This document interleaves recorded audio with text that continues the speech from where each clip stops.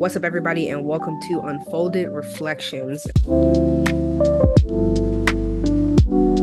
I was kind of preparing my month and my calendar, and I was thinking to myself, what came to mind immediately was getting back to basics. I think a lot of times when I start the new year, I think like many others, I want to jump in head first and do all the things, but I tend to burn out very quickly. And with this year, I have a lot of new things coming, starting a new role.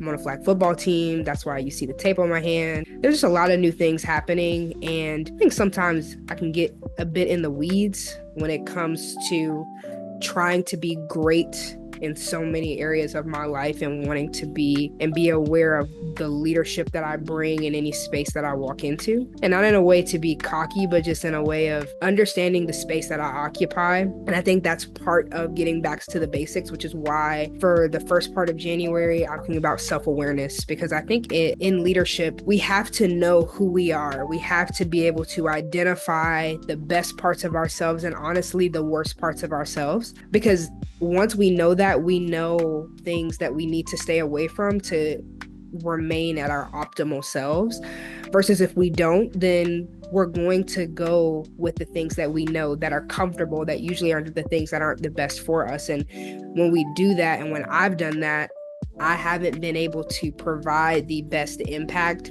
and I've had the worst influence on myself and then the worst influence on others. And so I think it's just that mindfulness of understanding this is the space I occupy. And by being me, I am required to do my due diligence in giving my best and being my best, not only for myself, but for the others that I'll be impacting just by standing next to them, and giving off energy just naturally. So I really want to get back to the basics. And I think this week, starting this new role, I really want to make sure I'm pacing myself and not just rushing into things. And then I think that kind of just goes into, with leadership, being able to lead yourself first and not being so focused on, I need to lead everybody else. And I think that that's one thing I've learned about what the essence of leadership is. It's not really the title at all. It's not about how much attention you get. It's truly, how do you lead your own life as an individual? How much integrity do you have between you and you? You know what I mean?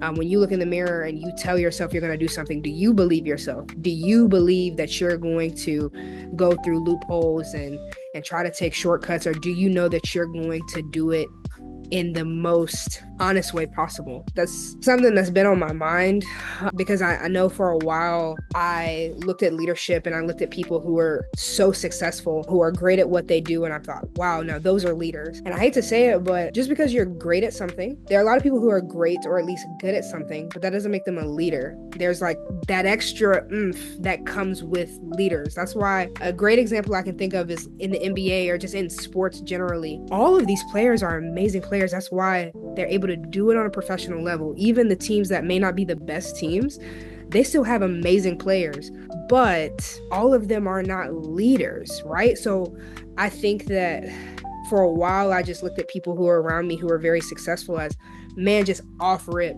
they're leaders. But I think after consideration and just getting to know people and looking at their lives and just the things they do, and even some of the things they do in business or in their professional life, I realized, I'm like, man, leadership, it's difficult. And it's not for someone or wants to take the easy way. It's not at all. It requires your best every single day.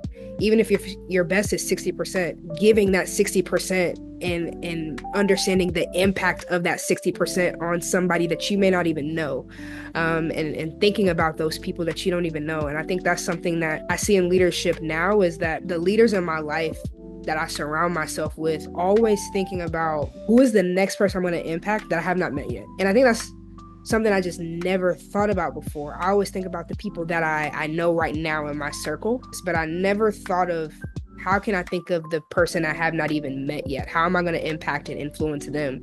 Or the person I may never speak to, how does my body language, how does my speech, how is all of that impacting them? And so I think that that's part of what I'm learning as my belief and philosophy on leadership. These are some of the things I've been thinking about, and would love to hear y'all's thoughts in the comments below if y'all have any critique or anything you want to add to that conversation. But hope y'all enjoyed this video. This video is not really supposed to be anything super long or crazy.